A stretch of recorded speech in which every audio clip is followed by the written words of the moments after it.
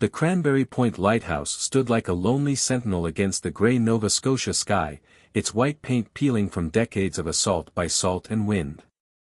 Mason Reed pulled his truck up to the circular drive, gravel crunching under the tires as he took in his latest project.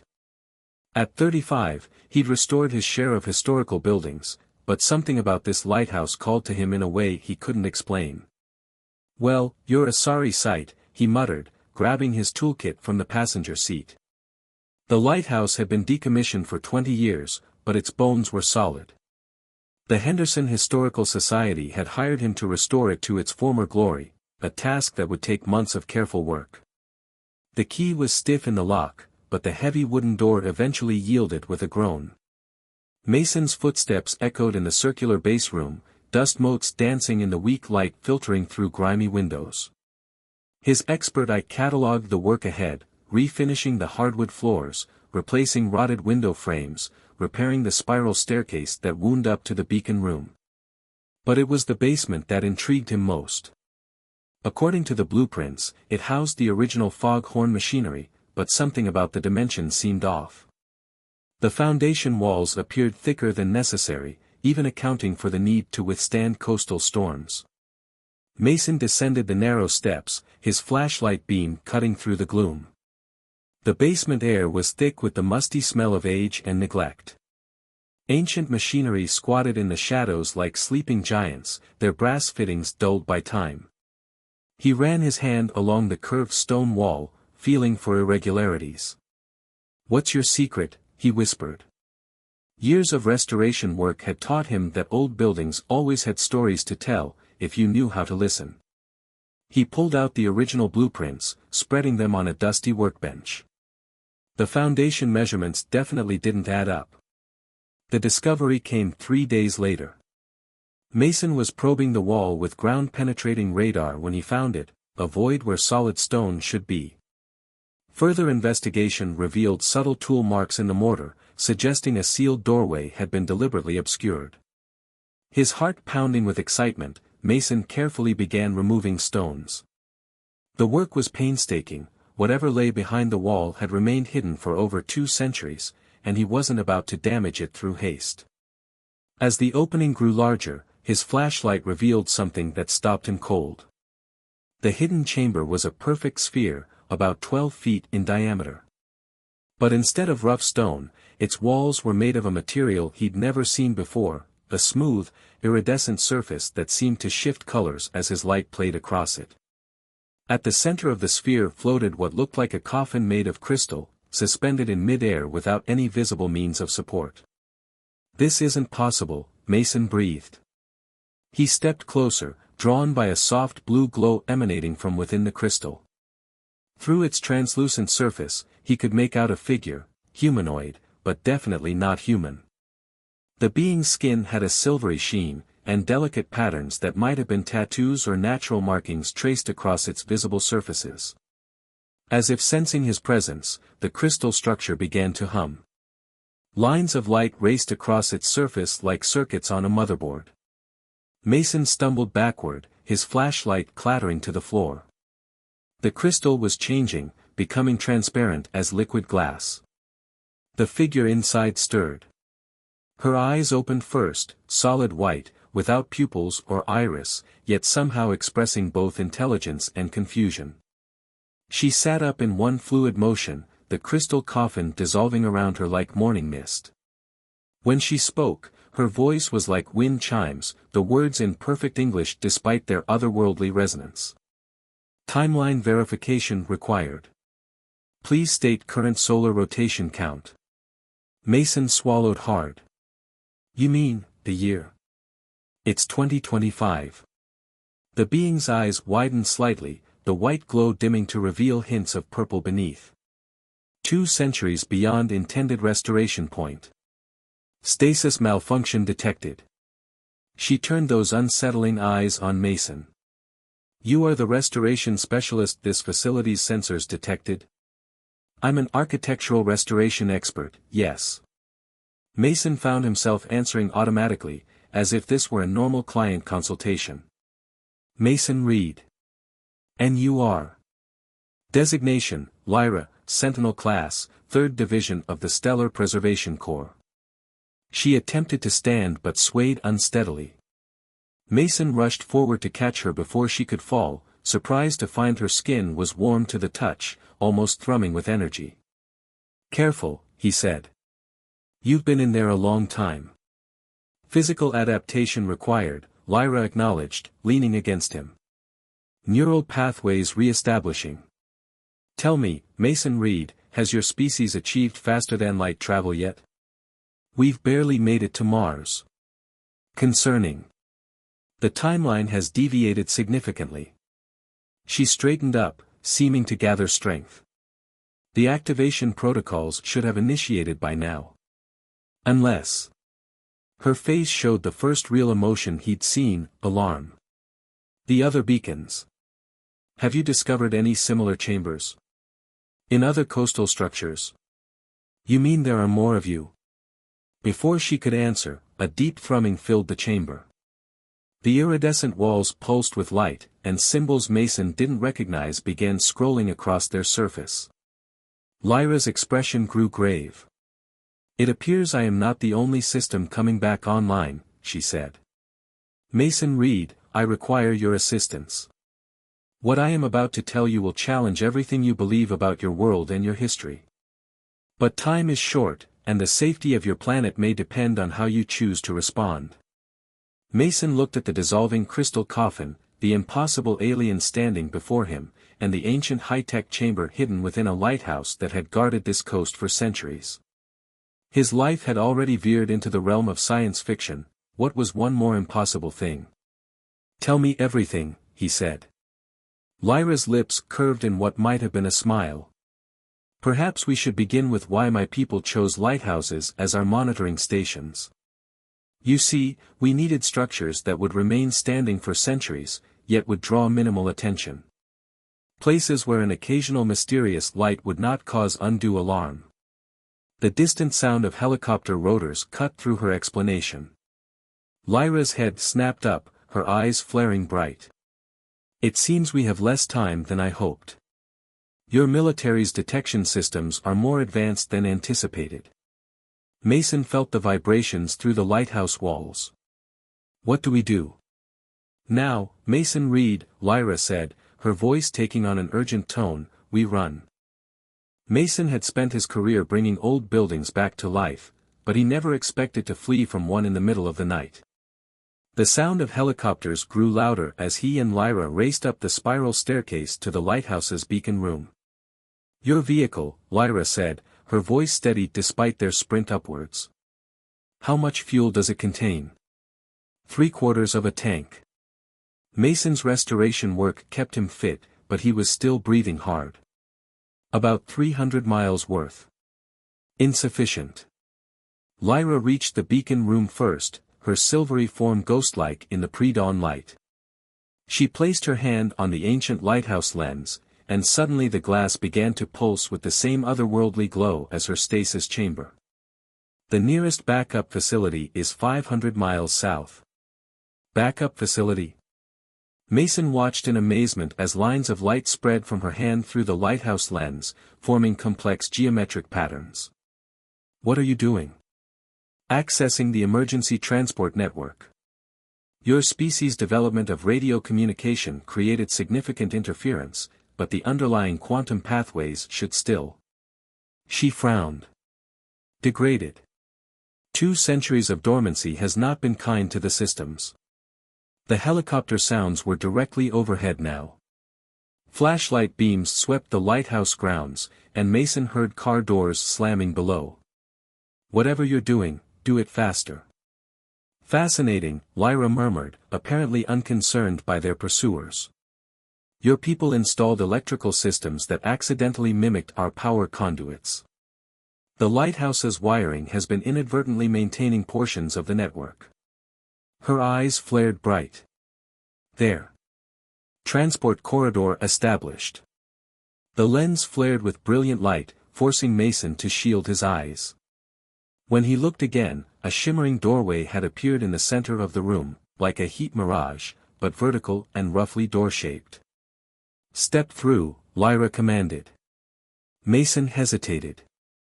Where does it go? The Portland Lighthouse. One of our secondary monitoring stations. Heavy footsteps thundered on the stairs below. Choose quickly, Mason Reed. Once they discover my stasis chamber, they will have questions. Many questions. The footsteps grew closer. Mason thought of the impossible chamber in the basement, the dissolved crystal coffin, the otherworldly being beside him. His rational mind screamed that none of this could be real. But he'd spent his life studying the hidden spaces in old buildings, learning their secrets. Maybe this was just a bigger secret than most. He stepped through. The world twisted, stretched, and snapped back into focus. Mason found himself in another beacon room, similar but different. Dawn light streamed through salt-crusted windows, revealing dusty equipment in cobwebbed corners. His stomach lurched. First quantum displacement is often disorienting, Lyra said, stepping through behind him. The shimmering doorway collapsed with a soft pop. Your neural pathways will adjust. Mason leaned against a railing, waiting for the room to stop spinning. That was, 500 miles. A relatively short jump. Lyra moved to the windows, surveying their new location. The network once spanned continents, but much has decayed. She turned back to him, her expression serious. We have perhaps 30 minutes before your authorities determine our destination. We must locate this facility's chamber and assess its condition. As they descended the lighthouse stairs, Mason's mind raced with questions. Why lighthouses? Why hide your chambers in them? Strategic positioning, Lyra replied. Coastal structures, maintained for centuries, with clear lines of sight to both land and sea. Perfect for monitoring your species' development. She paused on a landing. And your people have always had a curious relationship with lighthouse keepers, respecting their solitude, expecting them to be somewhat eccentric. It made them ideal hosts for our observers. Hosts. Mason stopped short. You mean there were more of your people here? Living among us?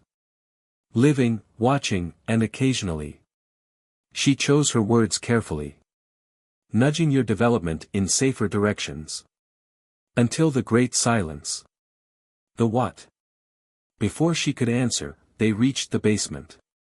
Like the Nova Scotia lighthouse, this one had thick foundation walls. Unlike his previous discovery, however, finding the hidden chamber proved more difficult. The entrance has been sealed more thoroughly, Lyra observed, running her hands over the stonework. And recently, by your construction standards. Within the last 50 years. Mason examined the wall with a professional eye. Someone found it. Found it and wanted to make sure nobody else did. Concerning. Lyra's eyes flared, and symbols appeared in the air before her, holographic writing in no language Mason recognized. This facility's power signature is weak but active. The chamber remains intact behind this wall. However. She waved her hand and the symbols changed. Its occupants' life signs are absent. You mean they're dead? Unclear. The chamber may be empty. My kind does not die easily, Mason Reed. But 2 centuries of isolation. She shook her head. The great silence affected us all differently. Mason wanted to ask more about this great silence, but a familiar sound interrupted, helicopter rotors, still distant but growing closer. How did they find us so quickly? Your military's detection capabilities have evolved significantly. Lyra pressed her hand against the wall, and sections of stone began to shift and dissolve. The quantum corridor's energy signature is distinctive. Fortunately, this chamber's systems are responding. We can use it to access another node in the network. Another lighthouse? No. The wall finished dissolving, revealing another spherical chamber. This one was dark, its iridescent surfaces dulled with age. No crystal coffin floated at its center. We must go further inland. The coastal network is too obvious now that they know what to look for. She stepped into the chamber, holding out her hand. Come. I know a place they won't think to search. Mason took her hand, noting how the subtle energy beneath her skin had grown stronger since her awakening. Where? An observatory in Arizona. My people didn't rely solely on lighthouses, Mason read. Anywhere humans built structures to watch the sky, we were watching too. The chamber hummed to life around them, but the sound was different from before, rougher, less certain. Lyra's expression tightened. The network degradation is worse than I feared. This jump will be less comfortable. Great, Mason muttered as the chamber filled with light. Just what I wanted to hear. The last thing he saw before the quantum tunnel engulfed them was Lyra's face, set with determination but tinged with worry. Whatever she wasn't telling him about the great silence, about her mission, about why she needed his help, he had a feeling they were running out of time to figure it out. The world dissolved into light, and Mason Reed, restoration expert, lighthouse enthusiast, and now apparently interstellar fugitive, felt himself stretched across 500 miles of American heartland, hoping his atoms would all end up in the right place on the other side. The Arizona desert materialized around them in a flash of quantum distortion. Mason doubled over, his stomach churning from the longer jump. Even Lyra seemed affected, her silvery skin flickering like static on an old TV screen. Transition, less than optimal, she admitted, steadying herself against a wall. They were in some kind of storage room, dust-covered telescopes and astronomical equipment scattered around them. The network is deteriorating faster than anticipated. Mason straightened up slowly, waiting for the room to stop spinning. Where exactly are we? The Morgan Peak Observatory. Constructed in 1924, officially abandoned in 1968. Lyra's eyes pulsed as she scanned their surroundings. Your government declared it a radiation hazard after a series of unexplained equipment malfunctions. Let me guess, not actually radiation. Our quantum technology can have interesting effects on primitive electronic devices. She moved to a heavy metal door, her fingers dancing over a seemingly normal lock. It clicked open. The radiation story kept people away while we maintained our monitoring station here. The door opened into a circular room dominated by a massive telescope. Moonlight streamed through the dome's narrow opening, casting strange shadows. Mason's restoration expert eye noted the Art Deco details, the careful craftsmanship, and the subtle irregularities in the floor pattern. Another hidden chamber. Better. Lyra pressed her hand to the floor, and concentric circles of light spread outward. This entire facility was built by my people, disguised as a human observatory. The perfect cover for watching both your development and... She hesitated. And what? The floor began to split apart, segments sliding away to reveal a spiral staircase descending into darkness.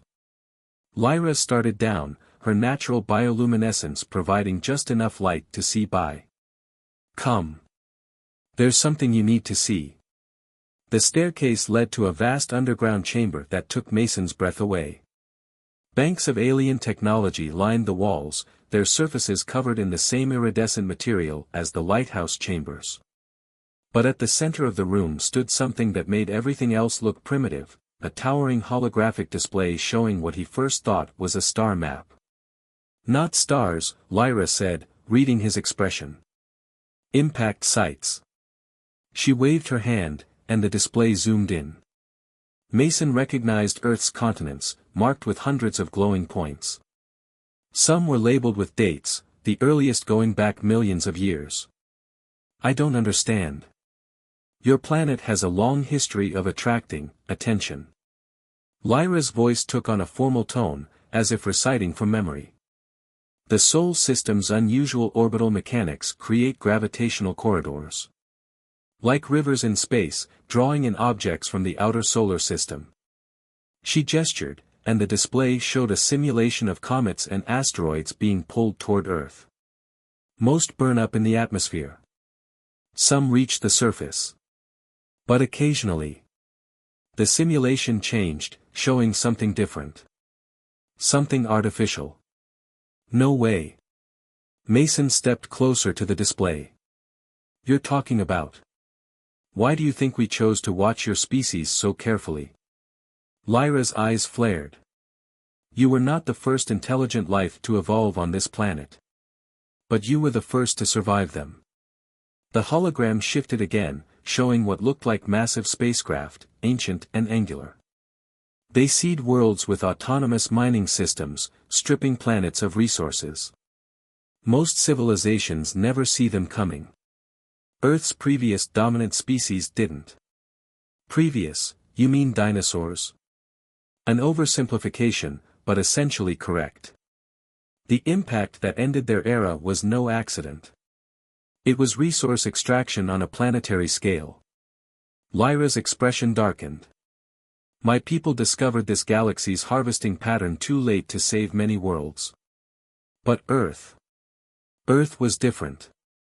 Its peculiar magnetic field, its unusually large moon, its position in the solar system, it created a natural defense network. One we could enhance. She touched another control, and new points of light appeared on the map, lighthouses, observatories, ancient sites around the world. We built a warning system into your planet's existing geological features. Stationed observers to maintain it. For centuries, we kept watch, nudging your development toward technologies that would help you survive when they returned. And now? Now the system is failing. The Great Silence, the loss of contact with my people 2 centuries ago, damaged the network. Many observers went dormant, waiting for commands that never came. Others. She paused. Others may have abandoned their posts.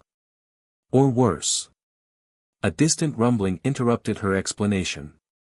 Dust sifted down from the ceiling. Your government's forces are more persistent than expected, Lyra said, moving to another console. And unfortunately, they're not our only concern. The network's degradation has affected our sensor arrays. I cannot be certain, but some readings suggest. She stopped, her whole body tensing. Suggest what? That they may already be here. Small scout ships, testing Earth's defenses. The pattern matches previous harvesting cycles. Her fingers flew over the controls. We need to reactivate the full network. But to do that, we need access to multiple nodes simultaneously. And for that, we need to find more of your people. Mason looked at the map, at all the points of light representing potential alien chambers. How many are still out there? Unknown. But there is one who might know. Lyra pulled up a new location on the display, a sprawling underground complex beneath what looked like a university campus. The network coordinator. If any observer maintained contact with the others during the Great Silence, it would be them. More rumbling, closer now. Warning lights began flashing across the alien consoles. Time to go. Mason asked. Time to go, Lyra agreed. But the quantum network won't handle another long jump. We'll have to find alternate transportation. She hesitated. Also, you should know, the coordinator and I had philosophical differences about humanity's potential. Our last interaction was less than cordial. Great. Mason headed for the stairs. So we're about to road trip across the country to meet your angry ex-boss, while being chased by the military and possibly alien mining robots? A succinct summary. Was that amusement in her voice? Though you forgot the part where the fate of your species likely hangs in the balance. They emerged from the underground chamber just as vehicle headlights swept the observatory grounds. Lyra led them to a side exit, her silver skin shifting to match the darkness around them. I don't suppose you have any other convenient technological surprises that could help us right now? Mason whispered as they crouched behind a storage shed. Several. But most require more power than I can currently generate. She paused. I can, however, do this. She touched his hand, and suddenly Mason's vision changed.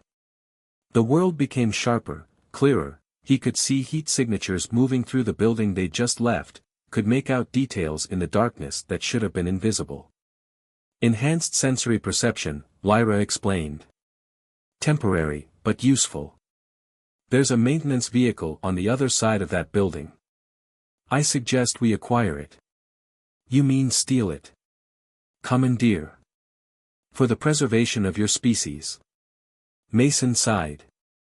When he'd taken the lighthouse restoration job, he'd expected a quiet few months by the ocean. Instead, he was about to steal a truck with an alien fugitive while being hunted by both human and extraterrestrial forces. My insurance definitely doesn't cover this, he muttered, but he was already moving toward the vehicle. Because really, what choice did he have? The world was a lot bigger than he'd known this morning, and apparently it needed saving. Behind them, the observatory's dome gleamed in the moonlight, one more quiet sentinel in a centuries-old network of watchers. But now the watchers were waking up, the network was failing, and somewhere out in the darkness between stars, ancient harvesters were turning their attention back to Earth. Mason just hoped they could find this coordinator before it was too late. The stolen maintenance truck rattled down the desert highway, its headlights cutting through the pre-dawn darkness. Mason's enhanced vision was starting to fade, the world returning to its normal sharpness, but he could still make out the military helicopters circling in the distance. They're staying back, he noted, checking the rearview mirror. Why aren't they closing in?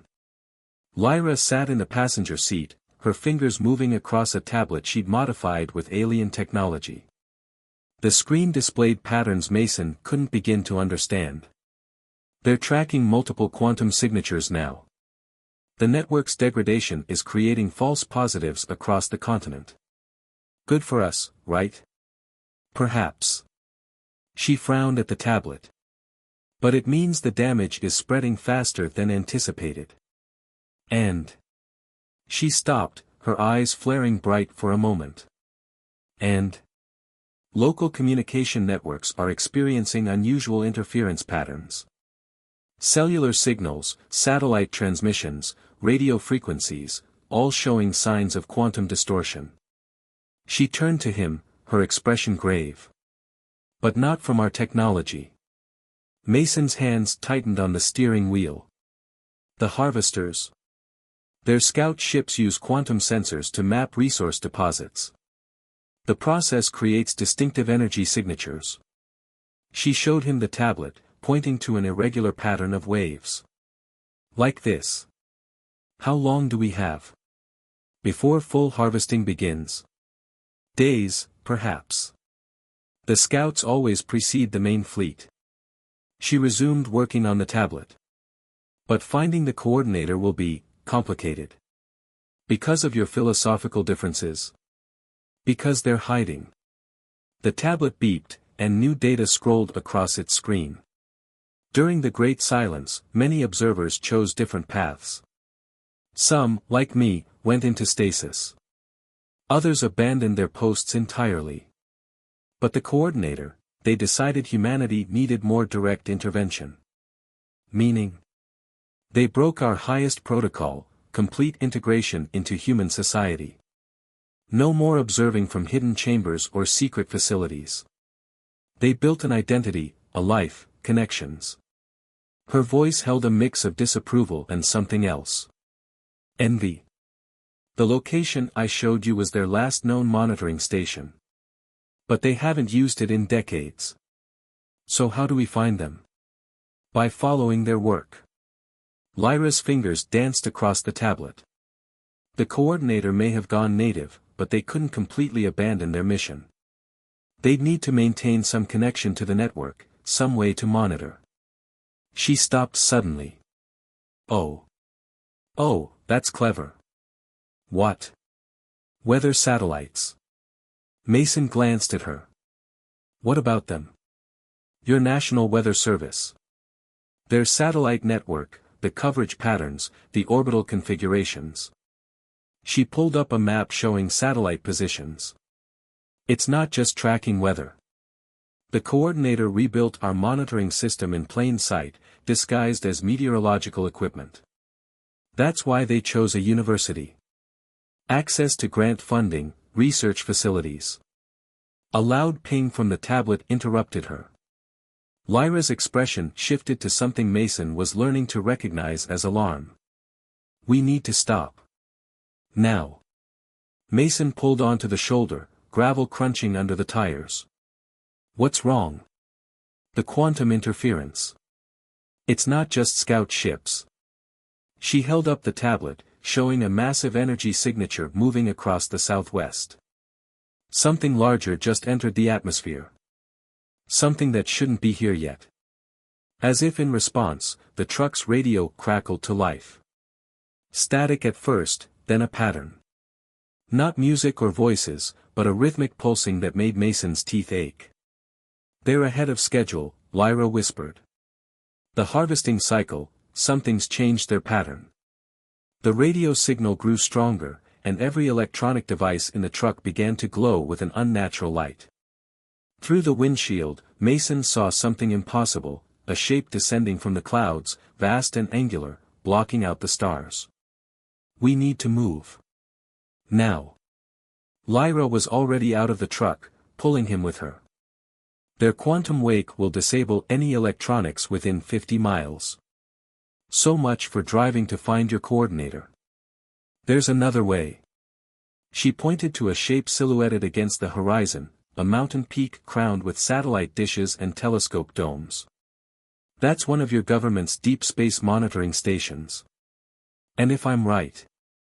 The ground trembled as the massive ship continued its descent. The air itself seemed to vibrate with that terrible pulsing signal. If you're right.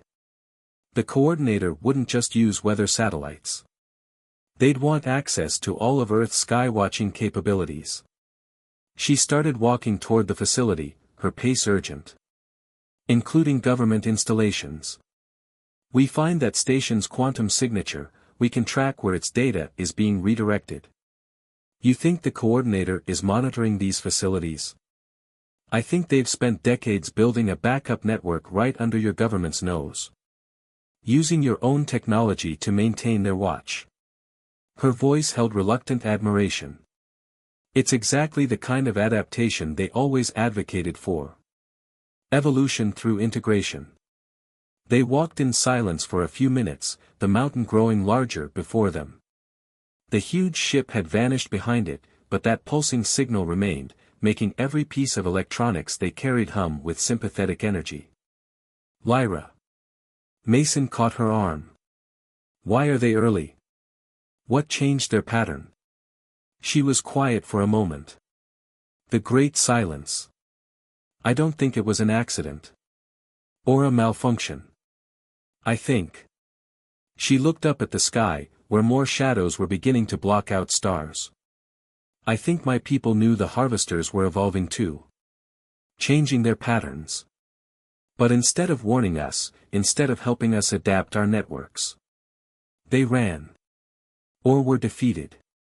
Or chose isolation. I don't know. Her voice hardened. But the coordinator suspected this might happen. It's why they wanted to change our protocols, why they fought for more direct intervention. They saw that humanity would need more than just passive observation to survive what was coming. The ground shook again, harder this time. In the distance, city lights began to go dark as the quantum wake spread. And now? Mason asked. Now we find them. Before the harvesters complete their sensor sweep of this continent. Once they finish mapping resources. She didn't need to finish the sentence. They both knew what came after mapping. They reached the base of the mountain as dawn began to break. The facility above them bristled with antennae and dishes, all pointed at the sky.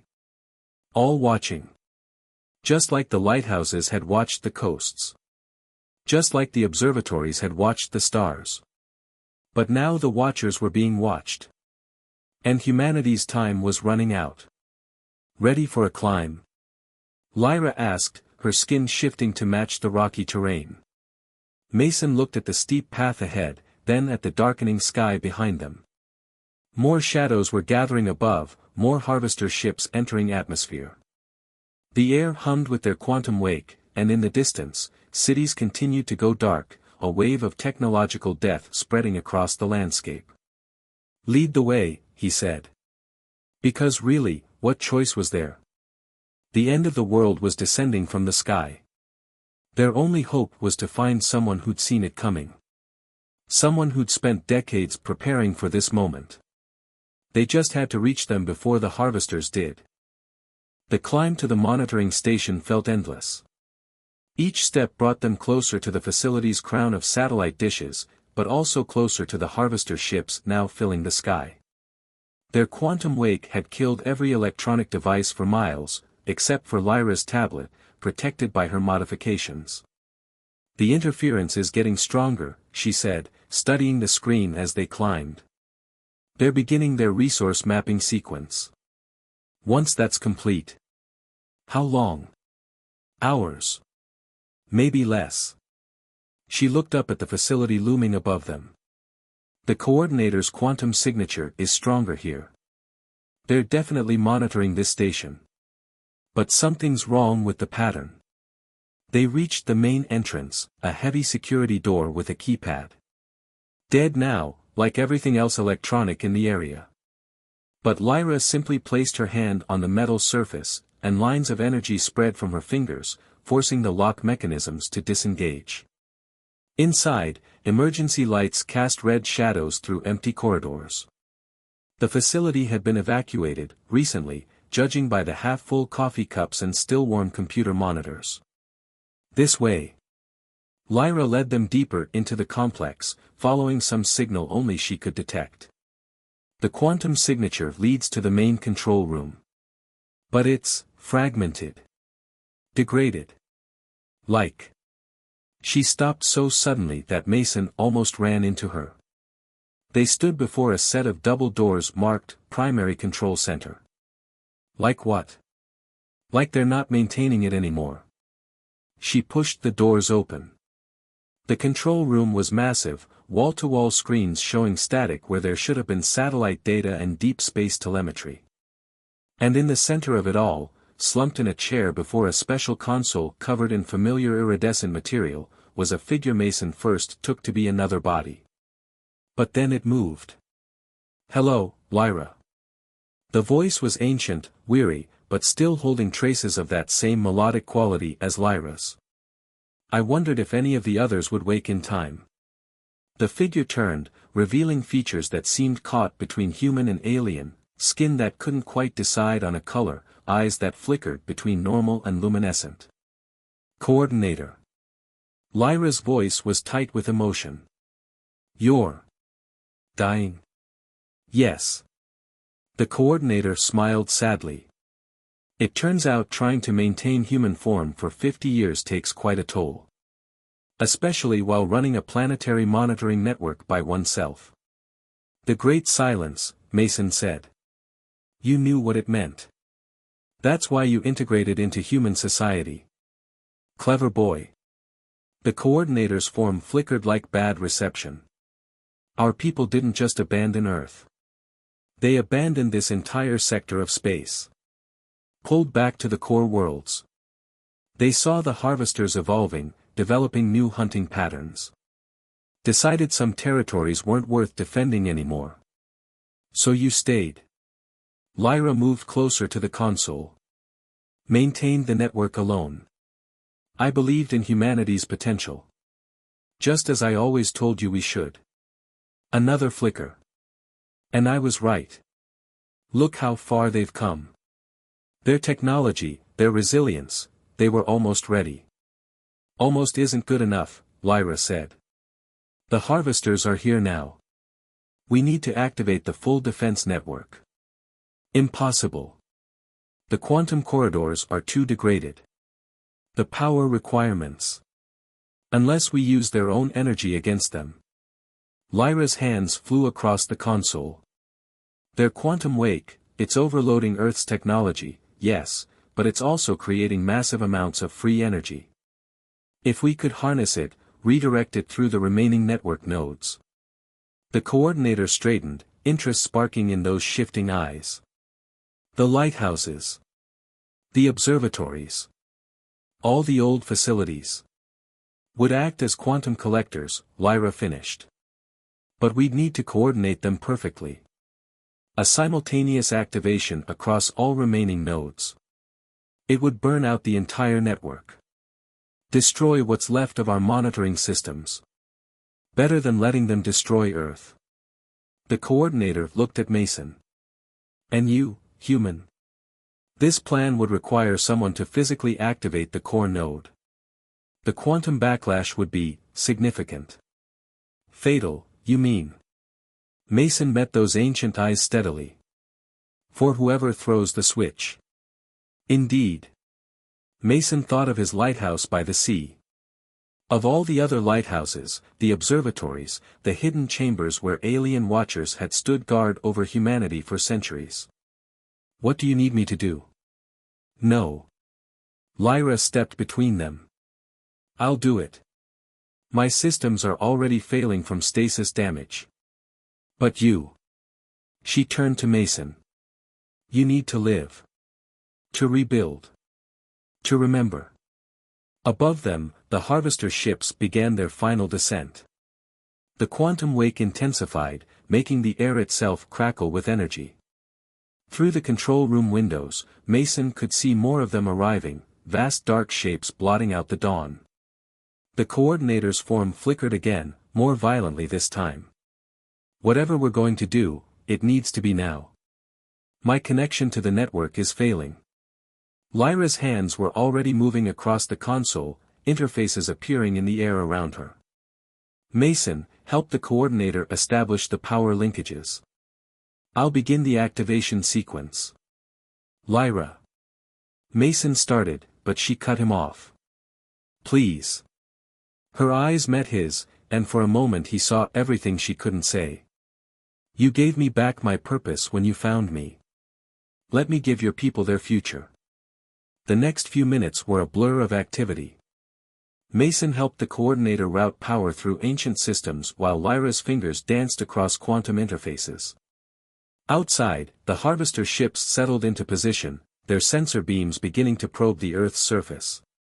Ready, the coordinator announced as the last connections locked into place. Their form was barely holding together now, edges dissolving into pure energy. Network nodes aligned, Lyra reported. Quantum collectors at maximum capacity. She turned to Mason one last time. When I activate the sequence, run. The backlash will. He kissed her. Her skin hummed with energy against his lips, but for just a moment, she felt completely human. Goodbye, Mason Reed, she whispered. Then she shoved him toward the door with surprising strength. Now run. He ran. Behind him, he heard the coordinator's voice, it was an honor to watch over them. And Lyra's response, no. It was an honor to fight for them. Then the world turned white. The quantum backlash caught him halfway down the mountain. Not enough to kill, but enough to brand the experience into his consciousness forever. He felt the network activate, every lighthouse, every observatory, every hidden chamber across the planet firing simultaneously. Felt the harvester ship's own energy turned against them, their quantum wake transformed into a weapon. When his vision cleared, the ships were gone. Simply, erased from existence, their own power used to unwrite them from reality. The sky was empty except for the rising sun. The monitoring station was a burnt-out shell. Nothing left of the control room. Nothing left of Lyra or the coordinator. Nothing except. Mason reached into his pocket and pulled out Lyra's tablet. The screen was dark, but etched into its surface in iridescent script was a message. The Watchers are gone, but humanity remains. Remember us. Look to the stars. And when you're ready, come find us. Below the message were coordinates. Star charts. Gate frequencies. Everything humanity would need to begin their journey into the wider galaxy. Mason looked up at the empty sky, then back at the tablet. He had work to do. Lighthouses to rebuild. Stories to tell. A future to prepare for. Somewhere out there, past the lighthouses and the observatories, past all the places where ancient watchers had stood guard, Lyra's people were waiting. And humanity was finally ready to join them. But first, they had to learn to watch the stars for themselves. The end.